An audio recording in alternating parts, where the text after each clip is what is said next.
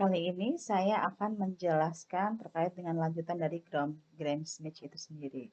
Jadi seperti yang kita ketahui bahwa intinya kita ingin memperoleh komponen vektor U ini terhadap bidang W ataupun komponen vektor proyeksi U terhadap W ini ke V1 ataupun V2, di mana sebetulnya kita ingin proyeksikan dari satu vektor ke bidang lainnya ataupun faktor bidang lainnya. Nah, di sini seperti yang kita ketahui sebelumnya kan ya, bahwa untuk memproyeksikan sendiri kita bisa tahu caranya. Dimana kalau kita sudah tahu arah vektor A-nya, maka vektor U ini bisa kita proyeksikan terhadap arah A dengan menghasilkan vektor W1. Dan W2 ini diperoleh dari vektor W1 ini. Nah, selalu contoh-contohnya adalah kita memperoleh vektor A ini, ya kan? Tetapi pada kenyataannya kita sulit untuk memperoleh arah A ini. Makanya tujuannya tujuan dari Gram-Schmidt proses itu sendiri itu adalah di mana sebetulnya kita menganggap bahwa penjelasan ortonormal basis itu sangat penting untuk memproyeksikan suatu vektor ke dalam vektor lainnya. Nah, jadi muncullah teorem yang kelima di mana every non-zero finite dimensional inner product space has an orthonormal basis. Jadi ini contohnya adalah ini bisa dibuktikan gitu ya. Apabila W adalah finite dimensional subspace dari inner product space-nya dan ada U1, U2 dan UR, ini harusnya duanya ke bawah ya. Untuk basis dari W, it suffices to show that W has an orthogonal basis since the vectors in that basis can be normalized to obtain an orthonormal basis. The following sequence of steps will produce an orthogonal basis. Jadi ini cara-caranya adalah sebagai berikut, di mana saya punya vektor U1 sampai dengan UR dalam basis merupakan basis dari W. Ini akan menghasilkan basis V1 sampai dengan V3. Nah, yang pertama adalah kita anggap gitu ya, V1 ataupun ortogonal basis 1 ini sama dengan U1. Kita anggap sebagai ini. Nah, jadi setelah itu ya, kita ingin mencari V2-nya, itu karena V1-nya sudah kita anggap U1, maka kita mengambil proyeksi V2 ini. Nah, kenapa di sini V2 ini, jadi V1 kita sudah peroleh sama dengan U1, dan V2 ini adalah arahnya sudah iya, tapi yang merupakan proyeksi dari U2 ini adalah proyeksi U2 terhadap W1. Nah, ini kita cari nih.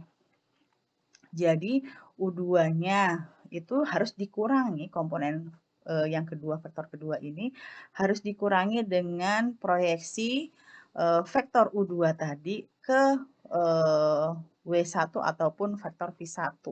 Jadi di sini muncullah U2 ini dikurangi dengan dot produk dari U2 V1 ini seperti yang cara sebelum-sebelumnya, menggunakan persamaan sebelumnya, dibagi dengan vektor 1 kuadrat, panjang vektor V1 dikuadratkan dikali dengan panjang vektor 1.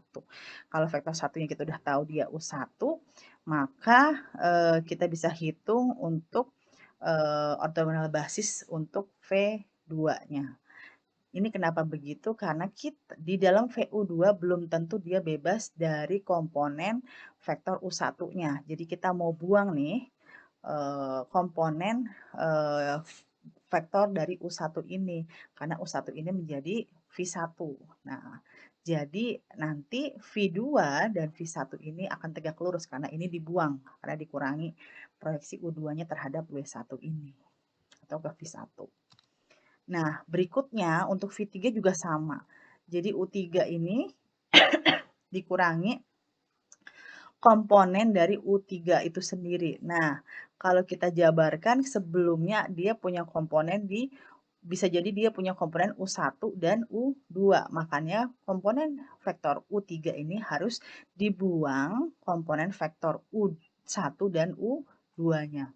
Dan untuk mendeterminasikan ortogonal vektor V4 ini juga sama. U4 tadi kita buang komponen vektor V1 terhadap U1, U2, dan U3 dan seterusnya. Dan ini akan terus berlanjut sampai dimensional n tak hingga. Seperti yang pernah saya ceritakan sebelumnya bahwa di dalam kita ingin tahu kan ya, seperti kalian bisa membayangkan contohnya harga tanah aja ya. Harga tanah itu kan dipengaruhi oleh banyak hal.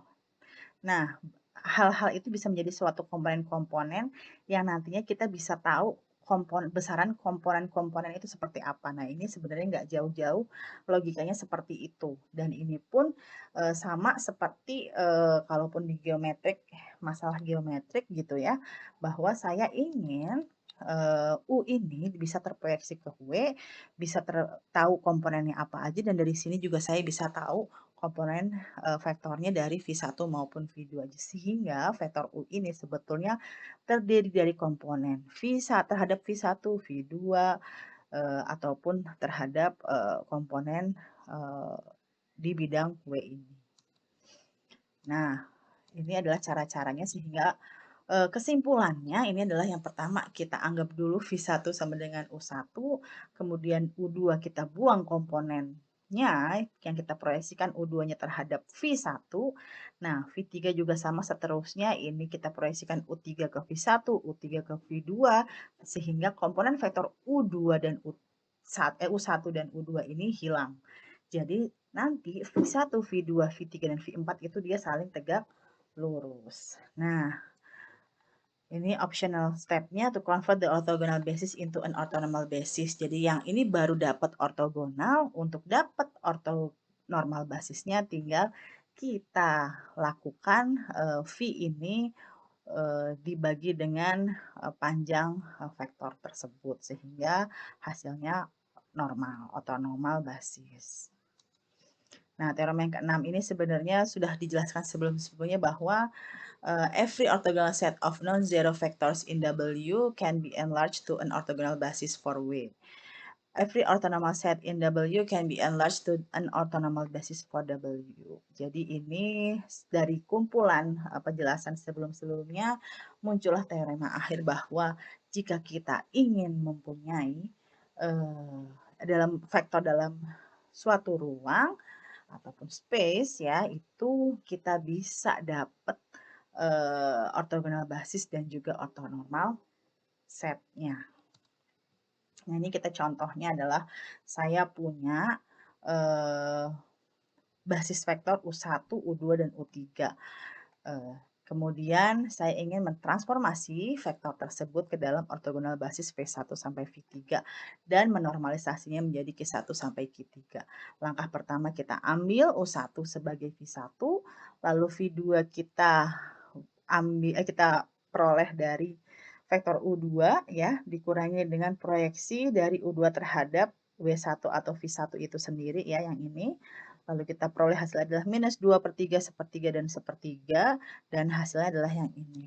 Dan untuk memperoleh ortonormal basisnya, kita tinggal bagi saja vektor-vektor tadi yang V1 adalah 111, V2 ini, V3 yang ini, itu adalah ini ya hasilnya. Nah, ini kita bagi menjadi panjang vektornya.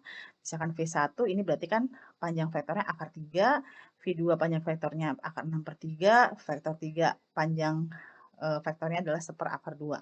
Jadi ortonormal basis untuk dimensi tersebut itu adalah Q1 sama dengan V1 dibagi akar 3, berarti 1/3 dan seterusnya sampai akhirnya diperolehlah ortonormal basis. Yang ini adalah ortogonal basis, yang ini adalah ortonormal basis.